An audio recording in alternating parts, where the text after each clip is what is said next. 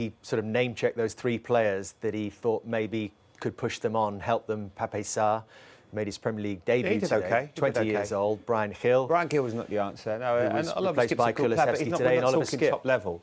You know, and they've had a. But is that the point he's making? He doesn't have the armoury. You never know what he's saying. He talks in a lot of riddles. There's a lot of messages when he talks.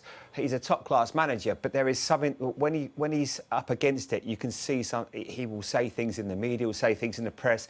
But in an 8-month period, we've seen that Arsenal and Tottenham spending has been pretty incredible. If you think about it, well, Arsenal surely have gone from a 14-point gap now ahead of Tottenham with a game in hand. And this is within the context of Arsenal being beaten 3-0 here in May last year. It shows a development. They've spent £120 million in that period, and Spurs have spent 172. You know, we're thinking, well, surely Tottenham have been the team that progressed, but it hasn't been that way. Obviously, you add that Saliba's come in, who's been a player that's added so much to this Arsenal, so he's almost been like a signing as well.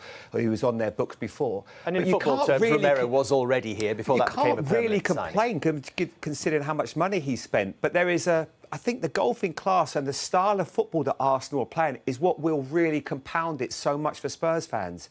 That is what will really incense them, because they're not looking at a team with much direction in terms of how they play. He never really changes the system. And I think that gives you a major problem. And the development of the Arsenal team compared to Spurs has just been incredible. You know, 3 points for the last 5 home games is not good enough for any manager. But that's the difference, because at the start of the season, let's say no one expects Arsenal to be there. So it's now easy for us to compare the two sides or two signings and all that. But at the start, no one will have imagined those guys to be in the top 4, to be honest. Well, Louis, I remember doing the game and we were talking about it. I don't know if you were doing it or you obviously watched it, but we would have thought. I remember talking that day and we said that Antonio Conte had just outcoached Mikel Arteta. Too much class for him in the way that he organised them. They were too disciplined. They looked like a team that could really handle the physicality of the game.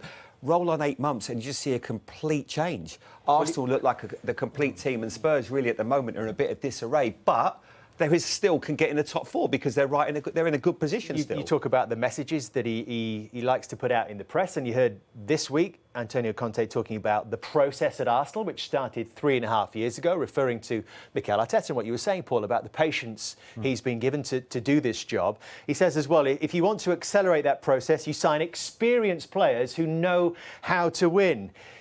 He's talking about the likes of Casemiro, name-checked again at Manchester United, the impact he's made.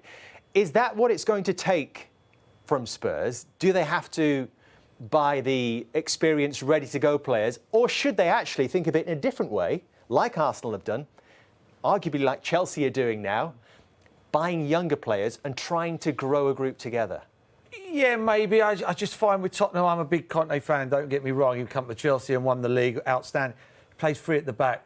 It's more, let's not lose the game before we win the game. So there's a problem with the system to start Yeah, for me, for the system, with the players and the personnel they got, I don't think the system's enough.